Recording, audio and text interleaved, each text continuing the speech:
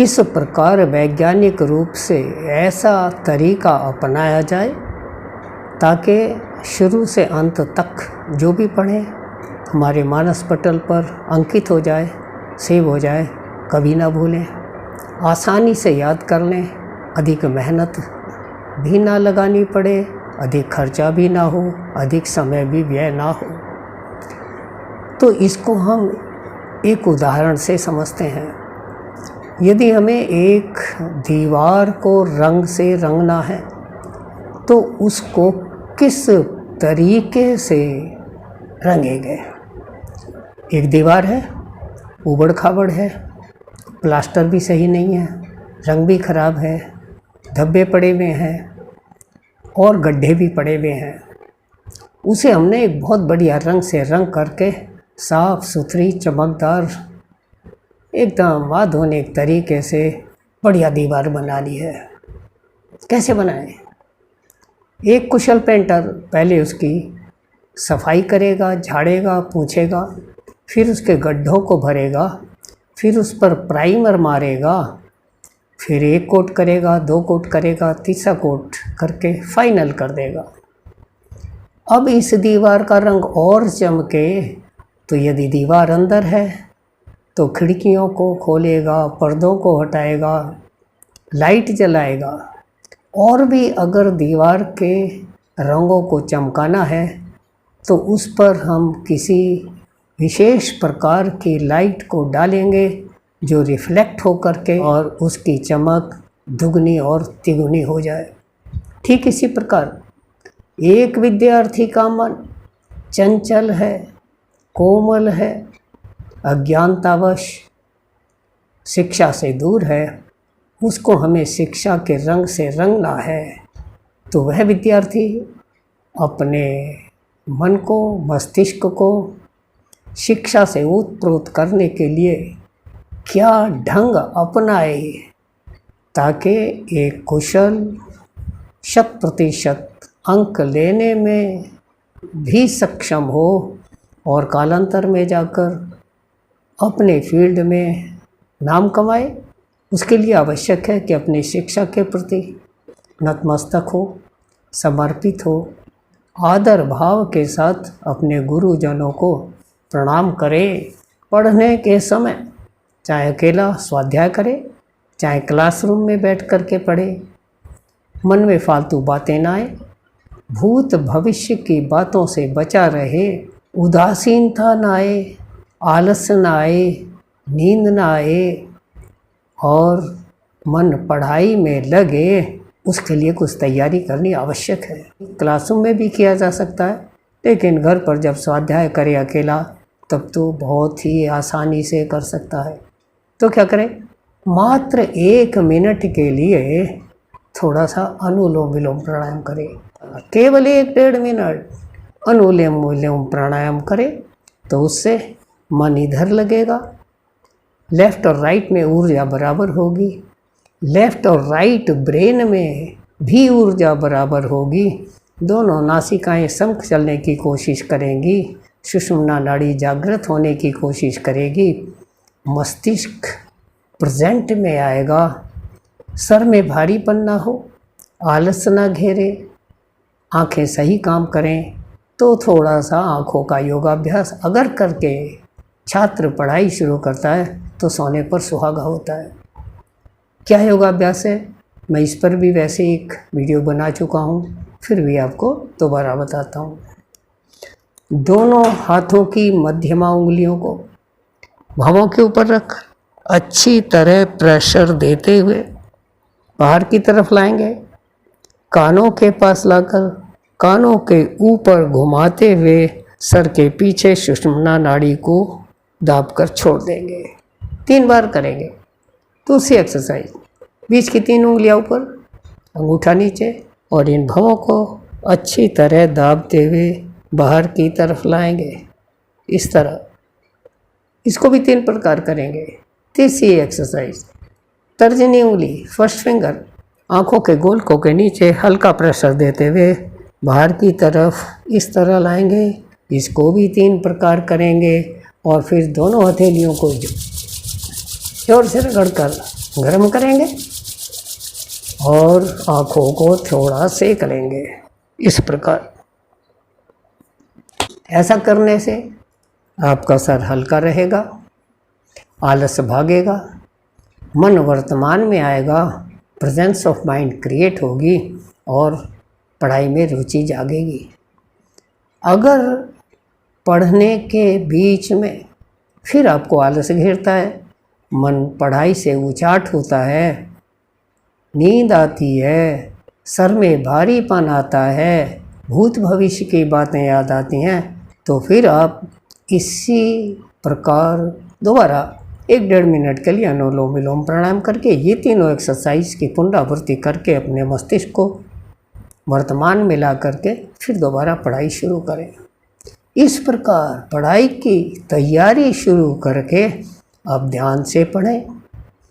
यदि आप एक पेज को पढ़कर और पेज पलटकर फिर दूसरा पेज पढ़ते हैं, तब पेज के पेज ना पलटें।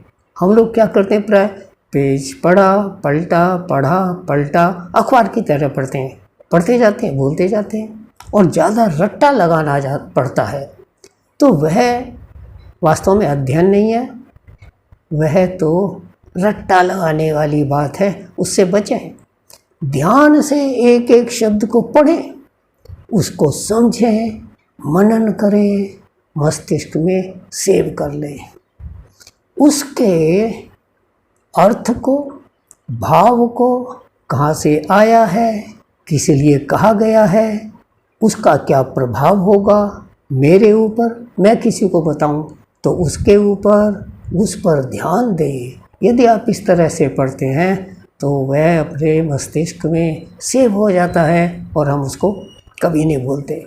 लेकिन यदि हम क्लासरूम में पढ़ रहे हैं, कोई अध्यापक पढ़ा रहा है, तब अध्यापक के आज्ञा चक्र पर त्राटक करके कंटिन्यूसली देख करके तब पढ़ेंगे।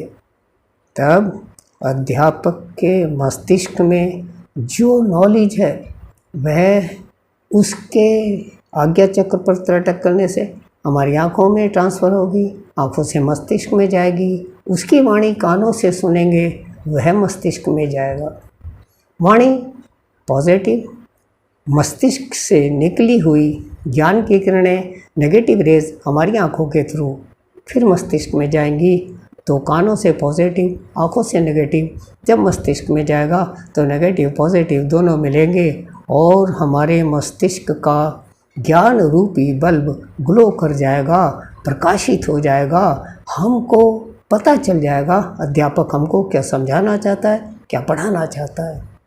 लेकिन यदि हम इधर उधर देखते रहते हैं, साथ वाले स्टूडेंट को छूते रहते हैं, बात करते रहते हैं, कुछ नोट करते रहते हैं, तो कानों में तो आवाज़ आती है, लेकिन जिस प्रकार बल्ब के अंदर केवल पॉजिटिव सप्लाई जाए, नेगेटिव ना जाए, तो बल्ब प्रकाशमान नहीं होता। तो सुनाई तो देगा, थोड़ा समझ में भी आएगा, लेकिन जैसे ही टीचर बोलना बंद करेगा हम उसको भूल जाएंगे और फिर हमको दोबारा ज़्यादा मेहनत करनी पड़ेगी और फिर भी कम अंक लेकर के संतोष करना पड़ेगा। यदि अधिकतम अंक लेने हैं तो टीचर के मस्तक पर त्राटक करके सुनना ही सर्वश्रेष्ठ उपाय है। प्लस उस समय चेयर पर पीछे कमर ना लगाएं, हाथ ना टिकाएं, कमर गर्दन सीधी करके बैठें ताकि मेरुदंड के बीच में जो सुषुम्ना नाड़ी है ये बिल्कुल सीधी रहे और हमारा एक एक रोम उस टीचर के ज्ञान से अभिभूत हो करके बिल्कुल और शिक्षा से हम चार्ज हो जाएं और कभी भी ना भूलें। इस प्रकार पढ़ने के बाद घर जाकर आज के सब्जेक्ट को एक बार दोहरा लें, रिपीट कर लें, दोबारा पढ़ लें। 8 पीरियड हैं, 8 सब्जेक्ट पढ़े हैं, 8 को घर जा कर के दोबारा रिपीट अवश्य करें। तो ऐसे समझिए जैसे दीवार पर एक कोट किया, अगले दिन पेंटर ने आकर दूसरा कोट किया तो पहला कोट चमक गया। तो हमने पहले तैयारी की तो मानो प्राइमर कर दिया, फिर ध्यान से पढ़ा, टीचर के मस्तक पर त्राटक करके पढ़ा तो पहला कोट हो गया।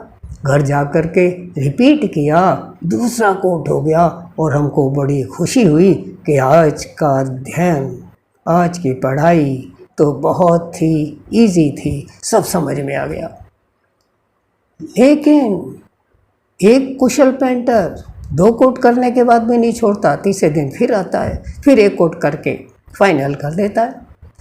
जब हम घर जा कर के दोबारा पढ़ते हैं तो हमको पता चलता है कि कुछ ऐसे पॉइंट हैं जो समझ में नहीं आए, क्लिष्ट हैं, टफ हैं, डिफ़िकल्ट हैं, उनको अंडरलाइन करें, किसी भी सीनियर से मिलकर डिस्कस कर लें, पूछ लें, समझ लें, नहीं तो अगले दिन आकर टीचर से पूछें तो आपके माइंड पर भी पढ़ाई के 3 कोट हो गए। जैसे 3 कोट में पेंट फाइनल, उसी प्रकार हमारी पढ़ाई भी फाइनल। अब हमने पेंट करने के बाद इस पेंट को और अच्छी तरह चमके, खिड़की खोली, दरवाजे खोले, लाइट जलाई, पेंट बढ़िया चमक गया। तो हमको भी चाहिए कि दिमाग की खिड़की खोलें, दिमाग का बल्ब जलाएं और इस शिक्षा को, इस अध्ययन को और चमकाएं। कैसे? विद्या दान करें। हर स्टूडेंट को चाहिए कि अपने आसपास के जूनियर क्लास के बच्चों को बोले, इनवाइट करे कि मेरे पास आकर अपना होमवर्क करो, उनके होमवर्क में सहायता करें। मुझसे जूनियर क्लास का बच्चा है तो वो पूछेगा, अगर उसको कोई प्रॉब्लम होगी जो मैं पिछले साल या उससे पिछले साल पढ़ चुका हूँ, वह मुझसे पूछेगा तो पुरानी बातें मुझे याद आएंगी, मैं इजीली इसको बताऊंगा और वह पूछेगा तो कल को फिर तैयार रहूँगा, मेंटली, फिजिकली और साइकोलॉजिकली मैं उस तरफ ध्यान दूंगा और तैयार रहूँगा, तो अपने आप मेरी गाड़ी चल पड़ेगी। और जो बच्चा जूनियर क्लास का मुझसे कुछ पूछेगा तो ना केवल आज के अध्ययन की पुनरावृत्ति होगी, बल्कि पिछले साल, उससे पिछले साल और पिछले 2-3-4 साल पहले जो मैंने पढ़ा था, जिसको पढ़कर मैं भूलने लगा हूँ, वह भी वापस मुझे रिमाइंड हो जाएगा। और इस प्रकार एक बच्चा जो अपने जूनियर क्लास के बच्चों को होमवर्क में सहायता करता है, उनको फ्री में ट्यूशन पढ़ाता है, वह तो पढ़ाई में इतना माहिर, इतना कुशल हो जाएगा, कभी पीछे फिर कर नहीं देखेगा, सदा आगे रहेगा। क्योंकि हर चीज़ खर्च करने से कम होती है, सिर्फ एक विद्या धन ही ऐसा है, जितना खर्च करते हैं उतना ही बढ़ता है। इसलिए एक छात्र को अपनी विद्या को बढ़ाने के लिए सबसे बढ़िया उपाय है कि खूब विद्या दान करे, औरों में बांटे, अपने जूनियर क्लास के बच्चों को समझाए, पढ़ाए, फ्री में ट्यूशन पढ़ाए, गजब का लाभ होगा। सबसे पहला लाभ तो यही होगा कि पढ़ाई में कुशल होगा। दूसरा लाभ, जिन बच्चों को, जूनियर क्लास के छात्रों को वह पढ़ाएगा, वह बच्चे सारी उम्र उसका एहसान मानेंगे, उसको सर और मैडम करके बोलेंगे, उसको आदर देंगे। उसके माता पिता भी आपका हर जगह जा कर के गुणगान करेंगे, तो आपकी लोकप्रियता भी बढ़ेगी, आपका चरित्र भी उज्जवल होगा और बुद्धि तो बढ़ेगी ही बढ़ेगी। उसके अलावा जो जूनियर क्लास के बच्चों को आप इनवाइट करके फ्री में ट्यूशन पढ़ाएंगे, उनमें से कोई बच्चा ज़्यादा बोलता है, कम बोलता है, शैतानी करता है, कोई परेशानी, समस्या खड़ी करता है, आप उनको अलग अलग तरह से टैकल करेंगे तो आपको लोगों को टैकल करने की क्वालिटी डेवलप होगी। आप आगे चलकर एक कुशल नेता, कुशल अफसर बन सकते हैं। इस प्रकार आपका चहुमुखी विकास होता है।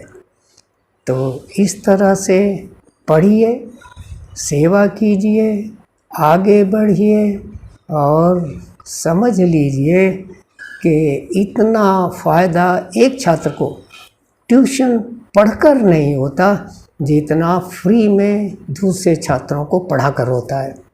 इससे आपको थोड़ा सा श्रम अधिक करना पड़ेगा, थोड़ा सा ज़्यादा समय लगाना पड़ेगा, लेकिन इसका रिटर्न आपको कई गुना मिलेगा और पूरी ज़िंदगी आप खुश रहेंगे, संतुष्ट रहेंगे, आनंदित रहेंगे। ऐसे पढ़कर सिर्फ एक ही कमी रह जाती है कि हो सकता है आपका हैंडराइटिंग थोड़ा पुअर हो, तो उसके लिए मैंने हैंडराइटिंग साफ करने के 2-3 तरीके बताए हैं। तो आप दूसरे वीडियो देख करके वहाँ से सीख सकते हैं। इससे केवल हैंडराइटिंग ही साफ नहीं होता, हाथ भी मजबूत होते हैं, बुद्धि भी प्रखर होती है और बढ़ती उम्र में हाथ नहीं कांपते। ये भी एक बहुउद्देशीय योगाभ्यास है जिसका लाभ हर छोटे बड़े को उठाना चाहिए।